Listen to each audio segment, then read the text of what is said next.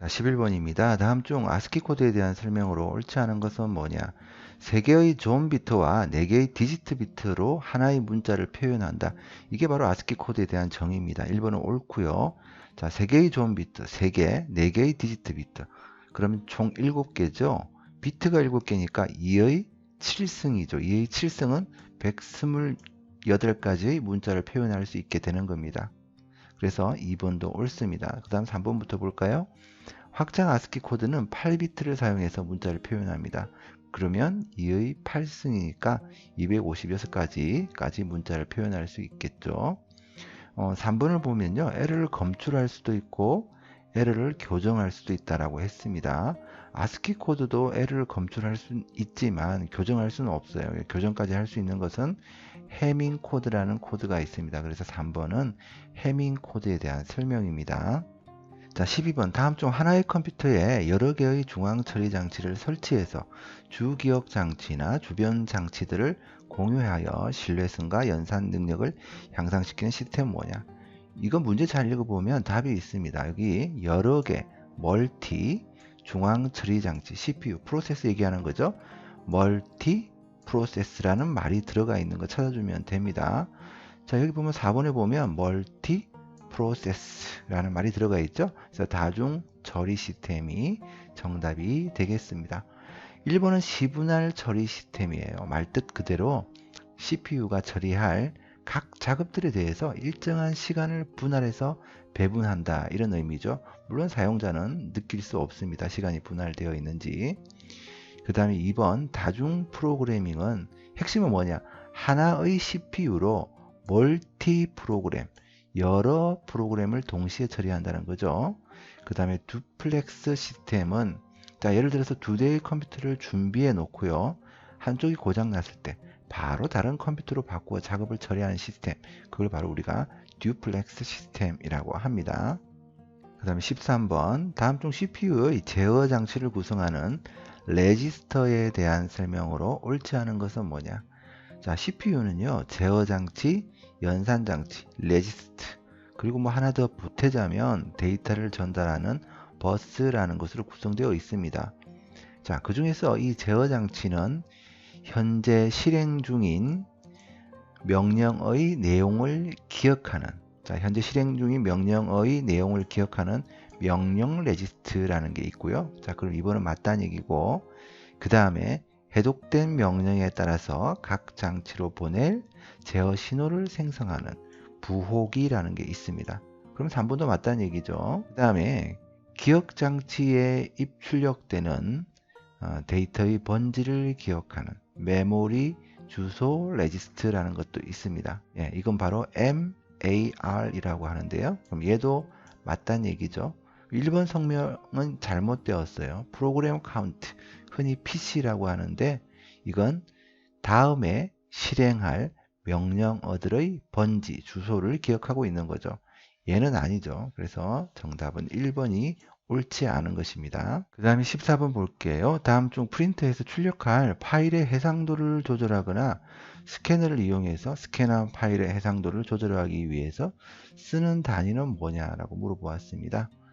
자, 이 정답은 뭐냐면요. 1인치 속에, 1인치라는 것 속에 도트 점이 몇 개 들어가냐를 나타내는 해상도 단위죠. 그래서 바로 이 DPI라는 것이 정답이 되겠고요.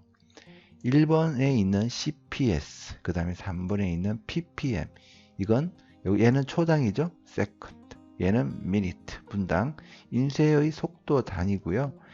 2번에 있는 BPS는 통신에서 전송 속도 단위를 얘기를 하는 겁니다. 자, 그 다음에 15번. 다음 중 BIOS, Basic Input Output 시스템에 관한 설명으로 옳지 않은 것은 뭐냐라고 물어보았습니다. 바이오스 물어보는 문제가 자주 출제되고 있죠. 일단 옳지 않은 것은 4번입니다. 자, 4번은 어디에 들어가서 볼 수 있습니까? 자, 4번은 제어판에 들어가서 시스템을 클릭한 다음에 시스템에서 고급 시스템 설정이라는 곳에 들어가게 되면 여기 보면 이 메모리 사용 및 가상 메모리라는 부분 보이죠? 여기 설정을 눌러보세요. 여기에서 고급이라는 부분을 눌러보면 가상 메모리라는 부분이 보입니다.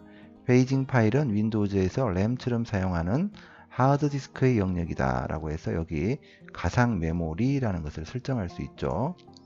자, 그래서 4번 주기억 장치의 접근 속도 개선을 위한 가상 메모리의 페이징 파일 크기는 제어판에서 설정할 수 있는 것이죠.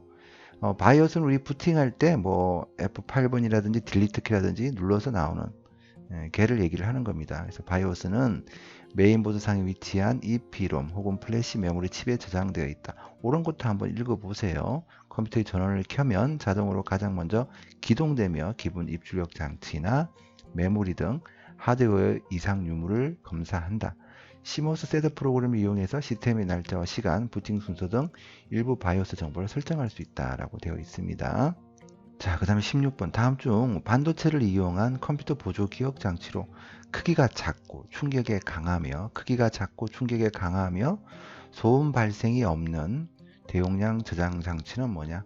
요즘에 좀 자주 쓰이고 있는 바로 SSD에 대한 설명이죠. 1번의 하드디스크, 우리가 예전에 사용하던, 물론 지금도 많이 사용되고 있습니다만, 하드디스크는 자성 플랫라는 것을 이용해서 컴퓨터 보조 기억 장치로 이용하죠. 일반적으로 SSD에 비해서 크기가 크고, 또 SSD에 비해서 좀 충격에도 약하죠. 그리고 SSD는 거의 소음 발생이 없습니다. 그죠? 그런데 하드디스크는 드르륵 하는 이렇게 특유의 소음이 발생하는 저장 장치죠. 왜냐하면 이제 디스크 원판을 ARM이라는 장치로 읽어야 되기 때문에 그런 소리가 날 수밖에 없고요. 그 다음에 이제 DVD는 우리 CD보다 더 많은 데이터 저장할 수 있는 저장 매체죠. 그 다음에 CDRW는 CD인데 여러 번 읽고 쓰는 것이 가능한 저장 매체를 얘기하고 있습니다. 자, 그 다음에 17번. 다음 중 윈도우즈의 시스템 구성, 시스템 컨피그레이션에 대한 설명으로 옳지 않은 것은 뭐냐? 이것을 해결하려면 시작 버튼에서 검색을 클릭하고 여기 검색어에다가 ms config라고 입력하면 여기 시스템 컨피그레이션, 시스템 구성이라는 앱이 뜨죠.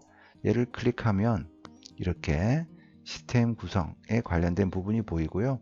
여기 2번이 잘못된 이유는 여기 보다 보면 시작 모드 선택이 있는데 이 선택 모드에 대한 설명인데요. 실제로 보면 진단 모드에 대한 설명이죠. 여기 보면 진단 모드가 기본 장치 및 서비스로만 로드된다 라고 되어 있죠. 그래서 2번이 이 진단 모드에 대한 설명인데 선택 모드라고 했기 때문에 잘못되어 있다라는 것을 알 수 있고요.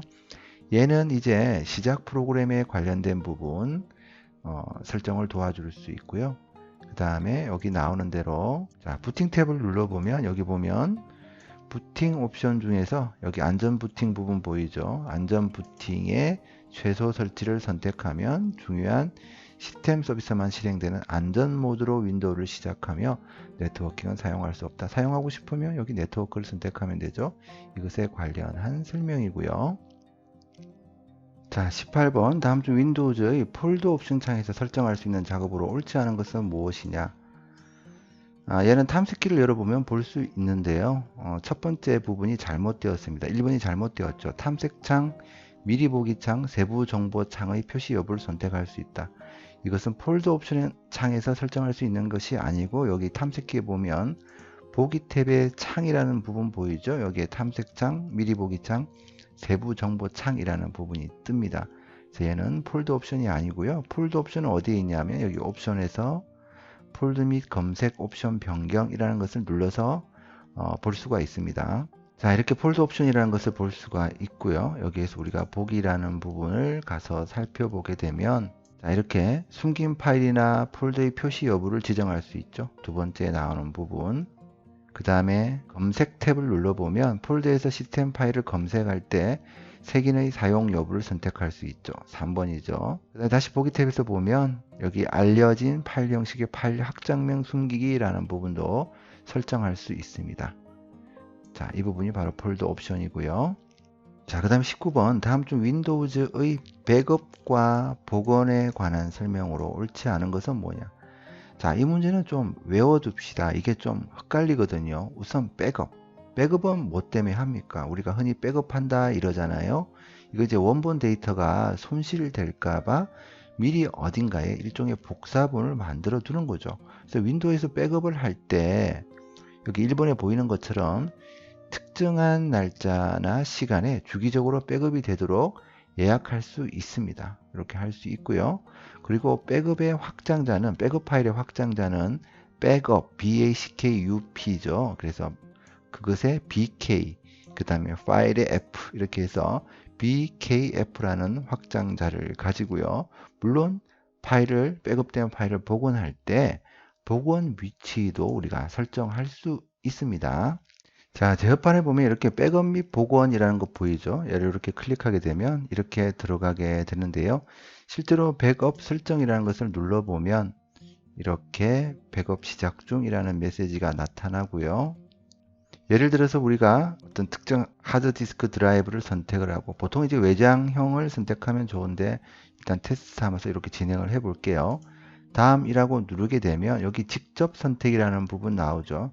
문제의 지문에 나왔던 부분인데, 직접 선택을 누르게 되면 시스템 이미지를 백업에 포함할지 여부와 라이브러리 및 폴더를 선택할 수 있습니다. 선택한 항목 일정에 따라 정기적으로 백업이 됩니다 라고 이렇게 나오죠. 그래서 이걸 눌러보더라도, 우리가 직접 선택 방식을 택하더라도 알려진 시스템 폴더, 파일, 이런 건 백업이 안 된다라는 것을 볼 수 있습니다. 자, 그래서 정리하자면 이렇게 직접 선택 방식을 택할 경우라도 알려진 시스템 폴더 같은 것은 백업이 안 된다는 것이고요.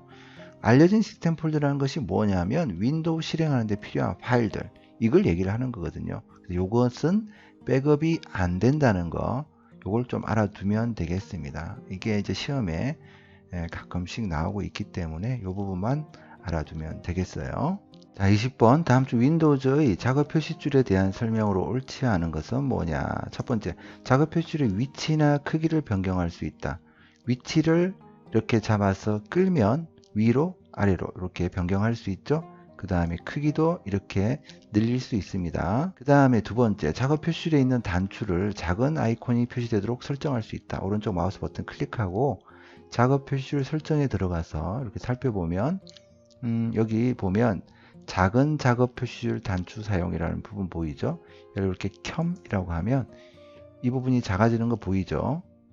이렇게 하면 커지고, 바로 이 부분을 얘기를 하는 것이고요. 그 다음에 작업 표시줄을 자동으로 숨길 것인지의 여부 선택할 수 있다. 자, 여기 작업 표시줄 설정에 다시 들어가 보면 이렇게 데스크탑 모드에서 작업 표시줄 자동 숨기기라는 부분을 켤 수 있고 끌 수 있죠.